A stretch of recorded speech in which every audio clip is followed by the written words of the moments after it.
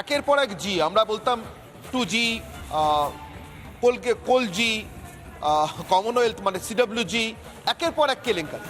সেই কেলেঙ্কারির সময় আন্না হাজারের যে আন্দোলন, দুর্নীতি বিরোধী আন্দোলন, যে আন্দোলনে আন্না হাজারে রাজনীতির নামগন্ধ রাখেননি, অত্যন্ত ন্যায়নিষ্ঠভাবে তিনি গোটা আন্দোলনটাকে গোটা দেশ থেকে দুর্নীতি মুক্ত করবার জন্য পরিচালনা করতে চেয়েছিলেন। সেই আন্দোলনে আন্না হাজারের পাশে বসে বসে মিডিয়ার দৃষ্টি আকর্ষণ করে ওই আন্দোলনে আন্না হাজারের তৈরি করা জনমতের ক্ষীর খেয়ে অরবিন্দ কেজরিওয়ালের রাজনীতিতে উত্থান। অর্থাৎ সোজা কথায় কংগ্রেস বিরোধিতা করে, কংগ্রেসকে দুবেলা গালমন্দ না করে, দুবেলা চোরবাটপাড়ের দল না বলে অরবিন্দ কেজরিওয়াল জল খেতেন না এবং তার সঙ্গী সাথীরা জল খেতেন না, জলগ্রহণ করতেন না। তো আপের উত্থান এভাবে কংগ্রেসের বিরোধিতা করে, কমিউনিস্টদের উত্থান এদেশে রাজনীতিতে আমরা কীভাবে খুব ভালো করে জানি। পশ্চিমবঙ্গ, কেরালায় তারা দীর্ঘ সময় ধরে কংগ্রেসের বিরুদ্ধে লড়েছে, কেরালায় এখনও লড়ে। কেরালা লড়াই নিয়ে এতদূর পর্যন্ত গিয়েছে যে সিপিএমের পলিট ব্যুরোর সদস্যরা প্রকাশ করার পর্যন্ত, এই পরশুদিনকেও এক পলিট ব্যুরোর সদস্য কেরালায় বলেছেন যে এরা চূড়ান্ত সাম্প্রদায়িক মৌলবাদী মুসলিমদের সঙ্গে নিয়ে প্রিয়াঙ্কা গান্ধী এবং রাহুল গান্ধী সংসদে নির্বাচিত হয়েছেন ওয়েনার থেকে। তো এই দলগুলো, আমি প্রত্যেকটা রাজনৈতিক দলের কথা বলতে পারি, ইন্ডি জোটের সাপা, সমাজবাদী পার্টি, মুলায়ম সিং যাদবের দল, কিভাবে উত্থান। ইন্দিরা গান্ধীর জরুরি অবস্থা জারির বিরুদ্ধে জনতা দল যখন ছিল, সেই সময় জনতা দলের ভিতরে এরা ছিলেন সব ছাত্র নেতা, তাই সেইভাবে তাদের উত্থান। এরা প্রত্যেকে জয়প্রকাশ নারায়ণ না হলে লালু প্রসাদ যাদব বিহারে, তারা প্রত্যেকে কর্পূরী ঠাকুরের শিষ্য ছিলেন। মুলায়ম সিং যাদব নিজে লোহিয়াপন্থী রাজনীতি করেছেন, অ্যান্টি কংগ্রেসের বিরুদ্ধে। প্রত্যেকটা ছোট ছোট রাজনৈতিক দলের উত্থান কংগ্রেসের বিরুদ্ধে রাজনীতি করে, নিজের রাজ্যে কংগ্রেসের বিরুদ্ধে জমি তৈরি করে এবং কংগ্রেসকে ভোটে হারিয়ে ক্ষমতায় এসে এদের সঙ্গে কংগ্রেসের জোট কোনো দিন সারা জীবন চলতে পারে না, কখনো এটা চিরস্থায়ী জোট হতে পারে না। প্রদীপ ভট্টাচার্য, প্রাক্তন প্রদেশ কংগ্রেস সভাপতি এবং কংগ্রেস সাংসদ, আমার সঙ্গে রয়েছেন। প্রদীপবাবু, যে চূড়ান্ত ডামাডোল আমরা দেখতে পাচ্ছি ইন্ডি জোটের ভিতরে, আজকে আপ ঘোষণাই করে দিল, অতীশী বলেই দিলেন যে অজয় মাকেনের বিরুদ্ধে ব্যবস্থা না নিলে 24 ঘন্টার মধ্যে তারা কংগ্রেসকে ইন্ডি জোট থেকে বের করে দেওয়ার জন্য ইন্ডি জোটের বাকি শরিকদের কাছে বলবেন। বাকি শরিকরা সমাজবাদী পার্টি, মমতা বন্দ্যোপাধ্যায়ের দল, তারাও কংগ্রেসের নেতৃত্ব নিয়ে প্রশ্ন তুলছে। প্রদীপবাবু, ইন্ডি জোটের ভবিষ্যৎ কি? দেখুন, ভবিষ্যৎ যাই থাক, ভারতবর্ষের মাটিতে দুটো রাজনৈতিক দল, একটা জাতীয় কংগ্রেস, একটা ভারতীয় জনতা পার্টি, যেটা সর্বভারতীয় দল। আর যে দলগুলোর গল্প আপনি আমাদের কাছে বলছিলেন, সেই দলগুলো সবই হচ্ছে আঞ্চলিক দল। আঞ্চলিক এলাকার মধ্যে তারা সীমাবদ্ধ, তাদের রাজনৈতিক চিন্তা, সামাজিক চিন্তা, অর্থনৈতিক চিন্তা নিজের গণ্ডির মধ্যে আবদ্ধ থাকে। সমগ্র দেশ সম্পর্কে তাদের ধ্যান ধারণা অত্যন্ত কম। সেই জন্যই তারা এই সমস্ত অবাস্তব এবং অবান্তর কথাবার্তা বলে চলেছেন। যদি কেউ মনে করে যে কংগ্রেসকে বাদ দিয়ে ইন্ডিয়া গ্রুপ তৈরি হবে, তিনি মূর্খের স্বর্গে বাস করছে। যদি কেউ মনে করেন কংগ্রেসকে বাদ দিয়ে ইন্ডিয়া গ্রুপ তৈরি করে থাকবেন, let them do it, let them try. আপনি যে কথাটা বলছেন, এটাকে ইন্ডি জোটের ভিতরে অনেক শরিক দল কংগ্রেসের দাদাগিরি বলে। এটা দাদাগিরির তো ব্যাপার নয়, মহা মুশকিলের ব্যাপার। আপনি কি অস্বীকার করতে পারেন যে তৃণমূল কংগ্রেস সর্বভারতীয় দল নয়? আপনি কি বলতে পারেন যে আপ সর্বভারতীয় দল? আপনি কি বলতে পারেন যে সমাজবাদী পার্টি সর্বভারতীয় দল? না কংগ্রেস সর্বভারতীয় দল? কে কি বললো বাদ দিন, ফ্যাক্ট কি সেটা বলুন। আপনি ঘটনাটা কি সেটা বলুন। ঘটনাটা হচ্ছে কংগ্রেস সর্বভারতীয় দল। ভোট পাক বা না পাক, কংগ্রেস সর্বভারতীয় দল থেকে নয়, স্বাধীনতার আগের থেকে চলছে। আর যারা স্বাধীনতার পরে জন্মেছে তারা এই সমস্ত আবল তাবল বকে যাবে, যাতে কংগ্রেসের কিছু আসে যায়। অনেক ধন্যবাদ প্রদীপবাবু আমাদের সঙ্গে কথা বলবার জন্য। সন্তু, তুমি বুঝতে পারলে নিশ্চয়ই, আমার এরপর আর কিছু বলার প্রয়োজন পড়ে না। গান্ধী পরিবারের দুই ভাই বোন সংসদে পৌঁছে গিয়েছেন। কংগ্রেসের সর্বভারতীয় আত্মা আবার জেগে উঠেছে। কংগ্রেস সর্বভারতীয় আত্মার গর্বে বলিয়ান হয়ে এই মুহূর্তে ইন্ডি জোটের বাকি শরিকদের আর দল বলে, সদস্য বলে গণ্য করছে না। বাকি শরিকরা আবার কংগ্রেসকে নেতা বলে গণ্য করছে না। ফলে আমি যা বলে শুরু করেছিলাম, কংগ্রেস মুক্ত ভারত সত্যি এখনো হয়নি।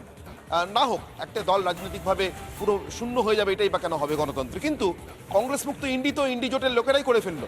এই মুহূর্তে জগন্নাথ চট্টোপাধ্যায়, রাজ্য বিজেপি সাধারণ সম্পাদক, আমার সঙ্গে রয়েছেন। জগন্নাথবাবু, আমরা তো শুনছিলাম নরেন্দ্র মোদী দুটো ক্রাচে ভোট দিয়ে হারছে, একটা ক্রাচ চন্দ্রবাবু নাইডু, আরেকটা ক্রাচ নীতিশ কুমার।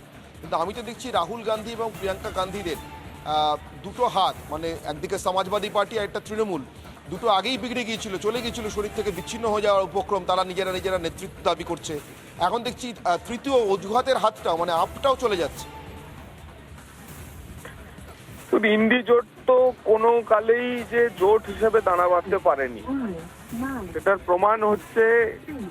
সেটার প্রমাণ তো আমরা দেখেছি যে লোকসভা ভোটের আগে জাতীয় স্তরে কোনো এ ধরনের জোট যখন তৈরি হয়, সবার আগে তৈরি হয় তার একটা কমন মিনিমাম প্রোগ্রাম থাকে, তার একজন নেতা থাকে।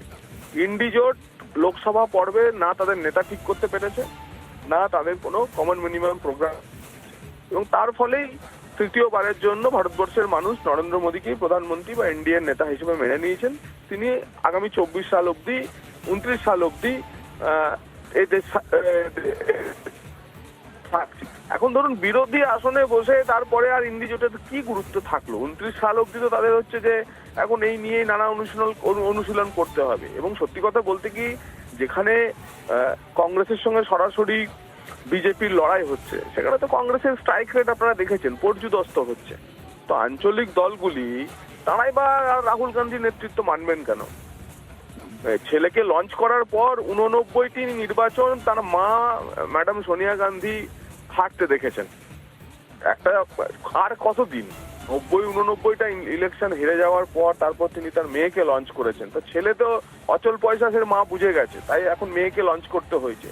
তো আত্মা ঠিক আছে, কিন্তু মানে এখন বোঝা যাচ্ছে যে আত্মা কোন আত্মা। একসময় মা ছিলেন অন্তরাত্মা, আর মানে আপনি জগন্নাথবাবু বলতে চাইছেন যে আমাদের ভারতীয় রাজনীতিতে যে জো জিতা ওহি সিকান্দারের যে ধর্ম, সেই ধর্ম অনুযায়ী কখনো জিততে না পারা বা কখনো একটা দুটো জেতা রাহুল গান্ধীকে আর সিকান্দার মানতে রাজি নয় ইন্ডি জোটের সদস্যরা।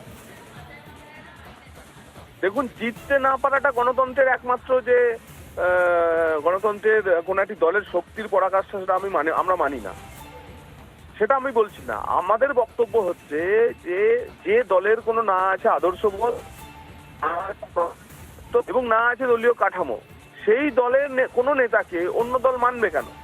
একটা সময় ভারতীয় জনসংঘ বিজেপি তো আমরা দুই ছিলাম, 303 হয়েছে। তা আমরা তো নিত্য অনুশীলন আমাদের বিচারধারাকে সঙ্গে এগিয়ে নিয়ে আমরা তো এগিয়েছি। কিন্তু আমাদের তো বিজেপির তো কোনো কারোর পৈতৃক সম্পত্তি ছিল না। নানা সময় নানা ধরনের, কখনো উত্তর থেকে, কখনো দক্ষিণ থেকে, কখনো গোবলয় থেকে দলটি প্রতিষ্ঠিত হয়েছিল শ্যামাপ্রসাদ মুখোপাধ্যায় একজন বাঙালির হাত ধরে। তো এইভাবে দল এগিয়েছে। কিন্তু কংগ্রেস মানে কি? ওই যে কেউ বললেন যে অন্তরাত্মাকে খুঁজে পাওয়া গেছে। অন্তরাত্মা তো এতদিন সোনিয়া গান্ধী শুনছিলাম, আর 2 আত্মাকে খুঁজে পাওয়া গেছে। এখন অন্তরাত্মা তো আছেন, এই বহির আত্মা দুজন, একজন 90টা নির্বাচনে ফেলেছেন, কিন্তু নেতৃত্ব তাদেরকেই মানতে হবে। তার ফলে বাকি যারা দল, আঞ্চলিক দলগুলো কোনো রাজ্যে যারা সফল হচ্ছেন, তারা কেন মানবেন কংগ্রেসকে? এবং তারা যথার্থই করছেন। এবং এই ইন্ডি জোট নিয়ে নির্বাচনের আগে যারা অত্যন্ত উৎসাহী হয়ে পড়েছিলেন, মিডিয়ারও একাংশ উৎসাহী হয়ে পড়েছিলেন নরেন্দ্র মোদীকে ইন্ডি জোট হারিয়ে দেবে, আমরা তখনই বলেছিলাম যে ইন্ডি জোটের পিন্ডি প্রথম দিন থেকেই চটকে গেছে। তাতে পাটনার লিট্টি চোখা হোক, ব্যাঙ্গালোরের ইডলি দোসা হোক, মুম্বাইয়ের পাওভাজি হোক, বা কলকাতাতে রসগোল্লা মিষ্টি দই খাওয়ার পরেতেও ইন্ডি জোট যে আসলে দানা বাঁধছে না, তা বারবার প্রমাণ হচ্ছে। অনেক ধন্যবাদ জগন্নাথবাবু আমাদের সঙ্গে কথা বলবার জন্য। বিকাশ রঞ্জন ভট্টাচার্য আমার সঙ্গে রয়েছেন, বিখ্যাত আইনজীবী এবং বাম নেতা। বিকাশ রঞ্জন বাবু, ইন্ডি জোটের ভিতরে যে ডামাডোল, সর্বশেষ কিছুক্ষণ আগে আপনার তরফ থেকে অতিশী প্রেস কনফারেন্স করে বললেন যে 24 ঘন্টার মধ্যে অজয় মাকেন, দিল্লি প্রদেশ কংগ্রেসের সভাপতির বিরুদ্ধে ব্যবস্থা না নিলে তারা বাকি শরিকদের কাছে আবেদন করবেন কংগ্রেসকে ইন্ডি জোট থেকে বের করে দেওয়ার জন্য। তারা বলছেন কংগ্রেস বিজেপির টাকা নিয়ে ইন্ডি জোটের ভিতরে অন্য শরিকদের ক্ষতি করছে, আপকে হারানোর চেষ্টা করছে দিল্লি নির্বাচনে। বিকাশ রঞ্জন বাবু।